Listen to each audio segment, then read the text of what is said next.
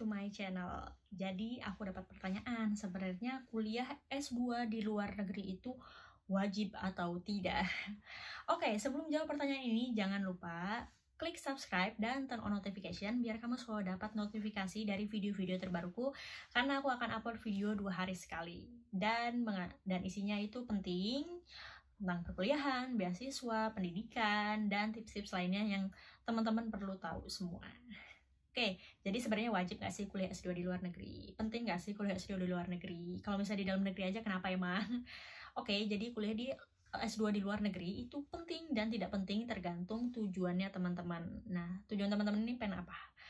Pengen kelihatan keren dong kuliah di luar negeri, bisa upload foto di sosial media yang bagus. Oke, kalau misalnya niatnya seperti itu silahkan, tapi menurutku itu tidak se-urgent kelihatannya dong. Kenapa? Karena sekarang udah ada aplikasi untuk mengedit foto yang bisa nunjukin aku lagi luar negeri ini, meskipun tanpa kuliah di sana, udah bisa ngedit foto pakai digital imaging yang kelihatannya kayak real banget, meskipun sebenarnya kita nggak ke sana.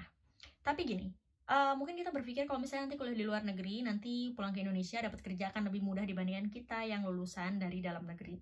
Menurutku itu juga bukan suatu urgensi kenapa teman-teman harus kuliah di luar negeri. Karena kenapa? Banyak yang lulusan dalam negeri ternyata lebih mudah mendapatkan kerja di Indonesia dibandingkan yang lulusan luar negeri. Kenapa? Karena lulusan luar negeri biasanya S2 ya, sekalipun itu dari negara maju, kadang-kadang ada industri atau mungkin kampus yang mensyaratkan kita harus penyetaraan dulu. Padahal sebenarnya kalau misalnya kita habis kuliah di luar negeri yang negara maju ya, dan kampusnya itu akreditasinya lebih baik dibandingkan kita di Indonesia, harusnya kan udah nggak usah penyetaraan lagi lah. Tapi tetap ada beberapa kampus, terutama yang kita misalnya pengen jadi dosen, kita tuh harus ikut penyetaraan lagi sama pendidikan di Indonesia ini gitu. Tapi kalau misalnya emang kita keluar di luar negeri, membuka kemudahan kita untuk berkarir apa enggak, bisa juga. Aku nggak tahu sih karena aku nggak pernah kuliah S2 di luar negeri. Kuliah S2 aku di Indonesia. Oke, jadi apa sih urgensi sebenarnya kenapa kita harus kuliah di luar negeri? Jadi kuliah S2 di luar negeri ini sebenarnya punya banyak benefit juga. Yang pertama dari segi fasilitas, yaitu kalau misalnya kita kuliah di negara-negara maju dengan kampus-kampus bagus, fasilitasnya pasti jauh lebih baik dan lebih mumpuni dibandingkan ketika kita kuliah di Indonesia. Mungkin teman-teman yang kuliahnya nggak perlu nge-lab atau mungkin terjun ke lapangan, mungkin nggak terlalu ngerasa ya seberapa berpengaruhnya seberapa pengaruhnya fasilitas dan laboratorium di Indonesia dan dibandingkan dengan luar negeri.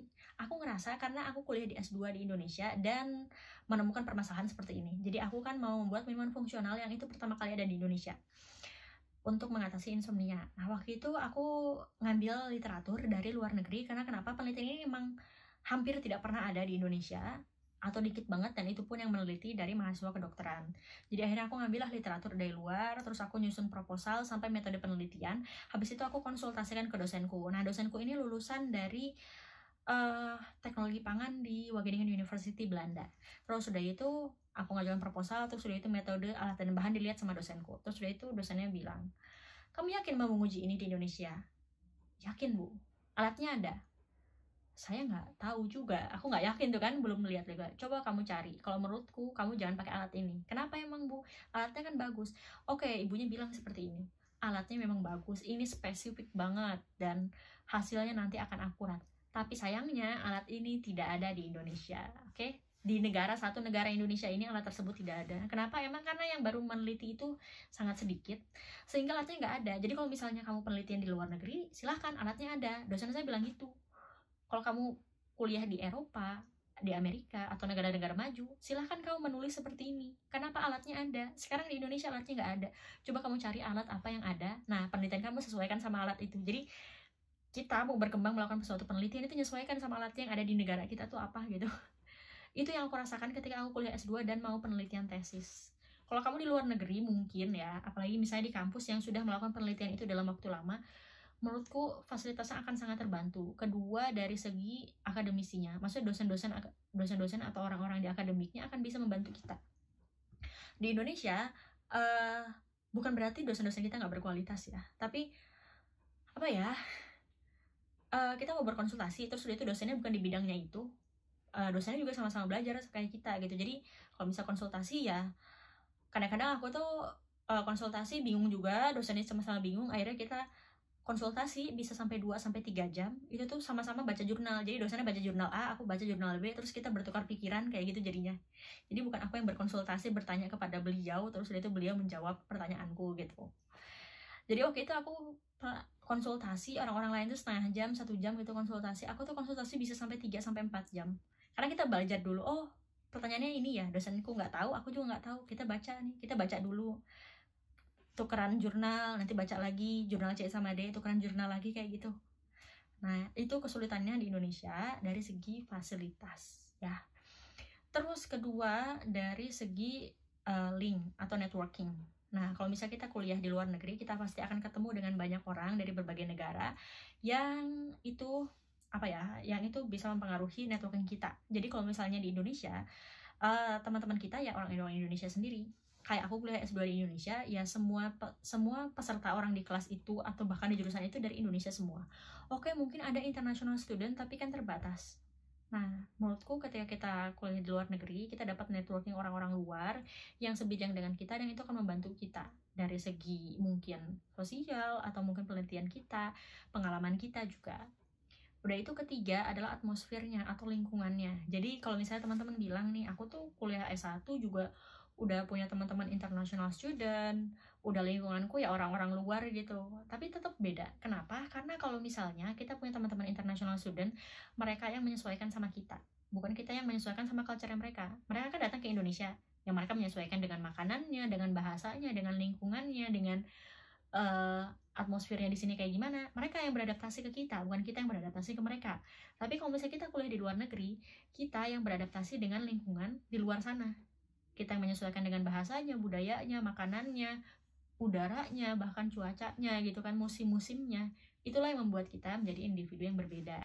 Dan yang terakhir yaitu bahasa. Jadi kalau misalnya kita ke luar negeri udah bisa dipastikan kita bisa berbahasa Inggris ya. Terutama kalau misalnya kita ke negara-negara yang menggunakan bahasa Inggris sebagai bahasa utama. Misalnya kita lanjut kuliah di Singapura, Inggris, Amerika, Australia, kan bahasa utamanya bahasa Inggris ya. Cuma beda-beda aksennya aja. Nah, terlebih kalau misalnya teman-teman kuliah di negara yang tidak menggunakan bahasa Inggris sebagai bahasa utamanya. Misalnya teman-teman kuliah di Spanyol, Prancis, Itali gitu, Portugal. Nah, di negara-negara tersebut kita tidak menggunakan bahasa Inggris sebagai bahasa utama. Kesulitannya adalah kita harus belajar bahasa lainnya lagi di samping bahasa Inggris. Tapi keunggulannya adalah ketika teman-teman nanti pulang ke Indonesia, teman-teman bisa 3 bahasa.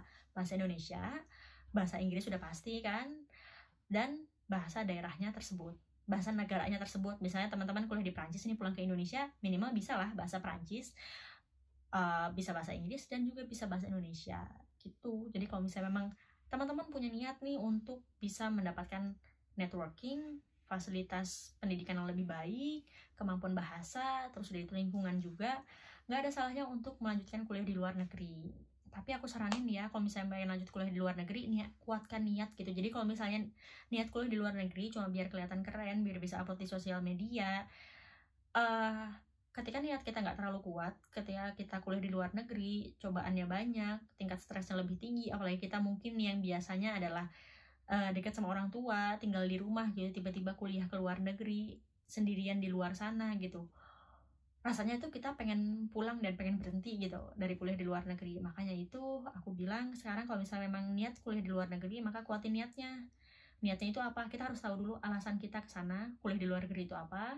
Setelah itu baru kita bisa menentukan seberapa penting, seberapa butuh, dan seberapa sanggup kita bertahan dengan nanti kemungkinan cobaan atau bahasanya, dengan tantangan yang kita akan bisa hadapi ya, yang kita akan hadapi di luar sana gitu loh. Kalau misalnya kita nggak punya niat yang sangat kuat, target yang sangat ketat, ya kemungkinan kita akan bisa kolaps setengah jalan. Karena kenapa? Banyak orang yang udah kuliah di luar negeri nggak selesai gitu pulang ke Indonesia karena homesick lah, karena profesornya nggak enak lah, karena ternyata lulusnya susah lah, kendala bahasa, cuaca, dan lain sebagainya, banyak banget. Jadi karena itu kalau misalnya teman-teman memang pengen kuliah di S2 di luar negeri, silahkan di tata lagi niatnya. Kalau misalnya naik ke aku sebenarnya kuliah di luar negeri itu harus apa enggak, itu tergantung balik lagi ke niatnya teman-teman.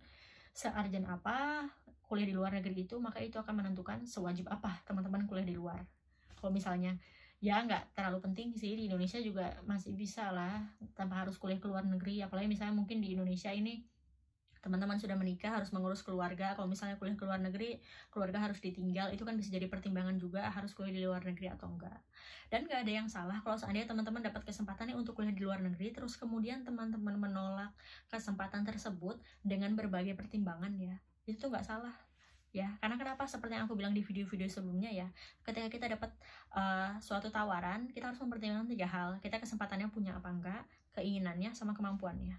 Kalau misalnya teman-teman sudah mempertimbangkan nih, kalau kuliah di luar negeri itu aku harus ninggalin keluarga nih, aku udah berkeluarga, punya bayi gitu, masih kecil, nggak bisa nih, karena dari segi kemampuan aku nggak bisa meninggalkan anakku misalnya, ya udah nggak apa-apa, kesempatan itu bisa ditolak kalau misalnya ada sesuatu yang lebih urgent untuk dipertahankan di sini gitu. Jadi semua kembali kepada teman-teman sendiri.